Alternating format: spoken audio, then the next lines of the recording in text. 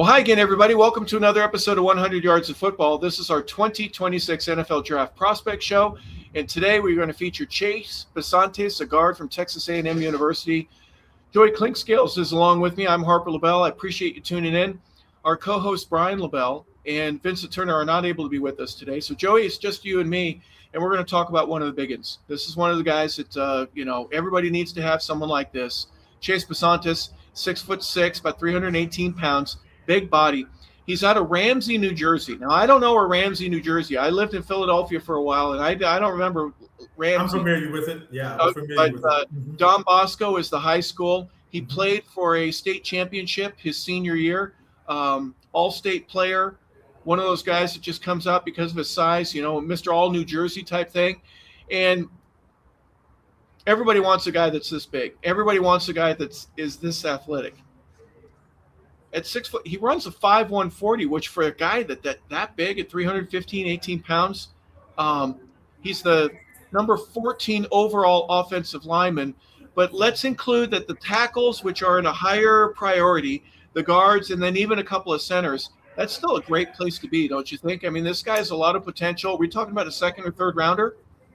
Yeah, I think so. I think he's probably more likely a late second, probably third round pick. It all depends on a team's need and what they see. Watching him on tape, I was, part of my evaluation looking at him is I'm kind of looking at the guy beside him. The tackle is bigger than him. So I think this guy's probably closer to 6'5" than 6'6". And I would bet he's a lot closer to 330 than 315. So Don Bosco in New Jersey is one of the private schools. I mean, they're always in the running for the state championship there because they recruit players from all over the state, and sure. He's a guy. I didn't look and see if he was a 4 or 5 star recruit, but I'm sure he was because he was a really good player. Has a lot of accolades behind his name, and he does a lot of good things. I was a little disappointed in his play, knowing where he came from, knowing the amount of time he started. I was expecting a lot more powerful guy. And that's not to say that he can't do it. That's just to say that I really didn't see a lot of it. Now, the good thing about it is on rundowns, a lot of times, especially in the offense that you see today, you see guys that are in 2-point stance a lot. This is not one of them. So there are times in this offense with that head coach that came from Duke who really likes to run the ball. He would get those offensive linemen in 3-point stance and expect those guys to fire out. And he does some of that. He's an old school guard. He's got strength. He can engulf guys with his sheer size and mass at times. Lateral quickness is good, not great. He does show a short punch with his hands. That's something that you see. Good versus the run game with things going forward. I mean, he can position and wall. You see his ability to reach block at time, but he's not going to be a guy that you can pull a lot. I didn't see that kind of athletic quickness in him to be able to really pull a whole lot and be really effective. The one time I saw him pull, he pulled up on the guy when he really just should have ran through the guy. He'll be asked, and I'm sure that's not a coaching technique, and I'm sure that was something that was a point of emphasis in the team meetings, that when you have a guy, when you're pulling and you have this linebacker or this corner coming off the edge of the blitz, you clean him out. You make him think about it the next time, and he actually pulled up instead of doing that. So that gave me a little bit of cause for concern. Okay. But he is smart. You do see the football acumen. He's aware of the twists and the stunts and that kind of thing. When blitzes, late blitzes come, he's able to understand where it's coming from and react accordingly. I am a little bit concerned with speed on his edge, on his upfield shoulder. And what I mean by that is when whether it be a defensive tackle or a linebacker walk into the B gap and it's a blitz coming and they get on his edge from a foot quickness and technique standpoint, a lot of times he had a soft shoulder. So those guys were able to get around him.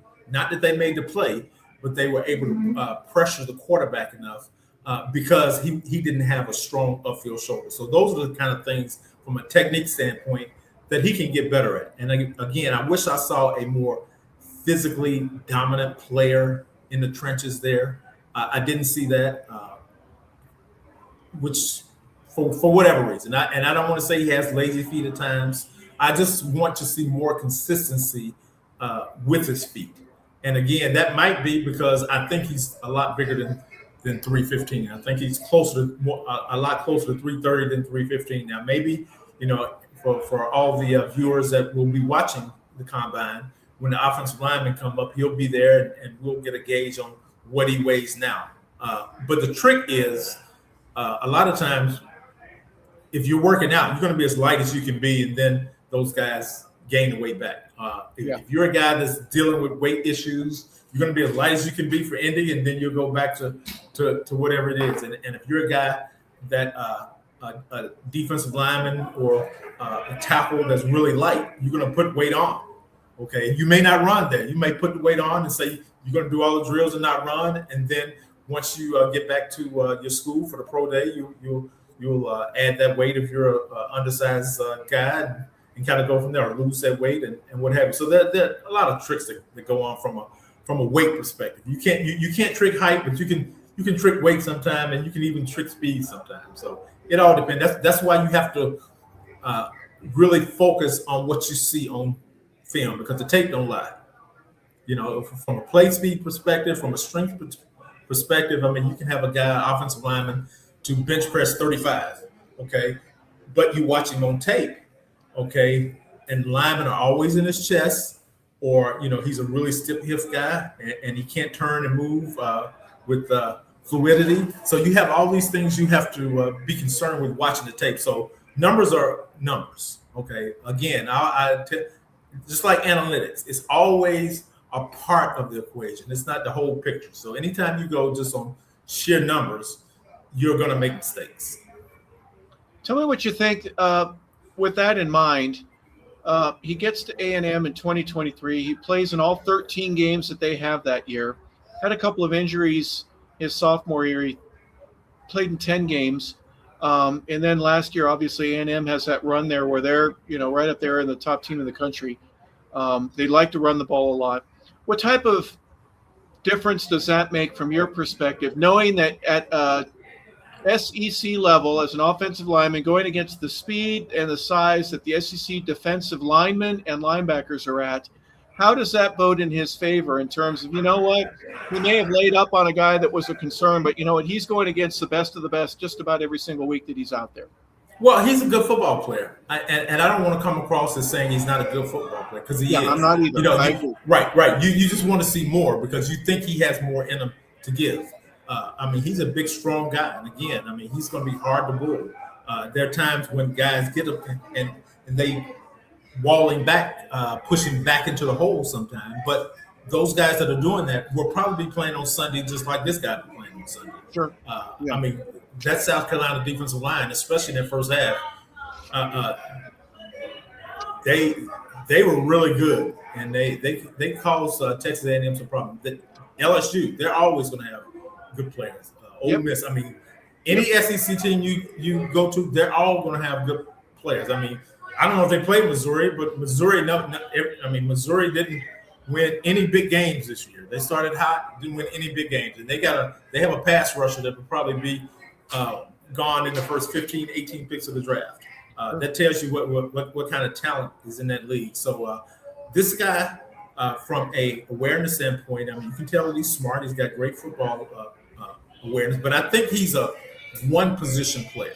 Okay, and what I mean by that is from an athletic standpoint, and we touched on this earlier, I don't think he'll ever be a tackle. Now I say that, and I can give you another story about a kid that we had who was not a very good athlete. Okay, and I'll go ahead and tell the story since we have a little time. We had a kid when I was in New York early when Coach Parcells was there. His name was Jason Fabini, University of Cincinnati. He ran like a 6'0", 6'1", 40. So athletically, he wasn't really what you wanted to play. Now he was really strong. He's about this guy's size. He was 6'5", 6'6". He's probably 315, 320. extremely bright, extremely smart. When you talk about football acumen, I mean, it's not going to get a whole. There wasn't many people who were smarter than Jason, University of Cincinnati. But Jumbo Elliott, I believe, got hurt. Okay, so we didn't have anybody else who played tackle, so we moved Jason Fabini to tackle. And for a guy who was limited athletically, he was really smart. He understood angles. He understood patience. He understood toughness. He was smart. He studied his opponent all the time. And not only did he make it through that year, I think he ended up playing offensive tackle for the next 4 or 5 years. And not because he was the most athletic guy, it's because he understood ankles. He understood pressure. He understood hand placement. He was tough as nails. So you can survive not being the best athlete because you're smart and you understand the game of football. And I do think this guy understands the game of football. I do think he is smart. I'm not sure he can play tackle. And usually your center is the smartest offensive lineman you have, with the exception of the quarterback. Your center is probably the smartest guy on the field. So that's a different kind of football acumen from a center, because he's making all the line calls and line adjustments. He's snapping. He's getting everybody else in position. So that center has a lot of jobs. So I'm not saying he can play center, but he should be able to play guard. And if by some stretch he can develop center skills, then his value goes up. Now, it may not go up year 1 or year 2, but if he can be develop center skills, because you can only take, 9, 10 offensive linemen to the game. So if someone gets hurt, then those guys have to become interchangeable. Okay, so depending on how many guys are up for that game, and it may just be 8, who knows? You have to be interchangeable. So the more jobs he can do that show his toughness and his grit and his smarts and his intelligence and his ability, the longer he'll play in this league from a toughness standpoint and a smart standpoint. I mean, he probably has a chance to play in this league for a long time. Yeah, and the story that you gave regarding the Jets and Bill Parcells, and Bill, if I know Bill well enough to be able to quote something that he would say, hey, all I need is a guy that plays on Sunday. I don't care how fast or slow he is. Can he play on my team on Sunday? That's a big part of what you need to have. Just, I'm going to move you to another position, and be versatile enough to do that and end up being a tackle for 4 or 5 extra years and add it on to your career. It's a benefit, win-win for everybody. In terms of Chase Bisontis, let's talk a little bit weaknesses. Pass pro. I'm understanding that sometimes he's susceptible to an inside move, and that would lead to a holding penalty or a couple of them. Are there things that he can work on in his game between now and when the draft occurs, to where people go, that was an issue, but it isn't anymore? And I think our offensive line coach, our coordinators, and everybody can work with him to get to a point where this guy's going to be a valuable asset to us. He's going to play for a long time with our team. Well, the honest answer to that is no. He's not going to play another snap, another game between now and the time he's drafted. So the tape is what the tape is. So what he can do is during the workouts is show that from a technique and a physical perspective. When I say physical, I mean his feet. He shows the agility that, and they'll go through drills where he's got to move his feet one way and then get set another way, pick up a rusher that's coming inside when his hand is outside, and he's has to keep vision on the linebacker, the quarterback on a delayed blitz. So there are drills that can help him improve in that area. But again, you don't know until you get on the field. He's not going to play another game. So to say that, he's better at it, I mean, you would be guessing, because again, once the last snap is taken, as a scout, as a general manager, as a personnel guy, all you can go on is from a tape standpoint. This is what you did, okay? And the old saying, the eye in the sky doesn't lie. So this is what we see. This is what's here. And does he have the ability to improve? Absolutely. They all do. Okay. A lot of that will come down to technique, how quickly you pick things up, how well you bend, and he bends decently. He's not a great knee bender, which gets him in trouble sometimes when you talk about things happening quick and somebody gets inside of him. A lot of that is foot placement. and understanding angles. And again, he'll get better at all of that. He's not. None of these guys are finished products, and he's not a finished product. But the things that you see, do you see enough to invest wherever your investment in this player is, second or third round pick, fourth round pick? Who knows?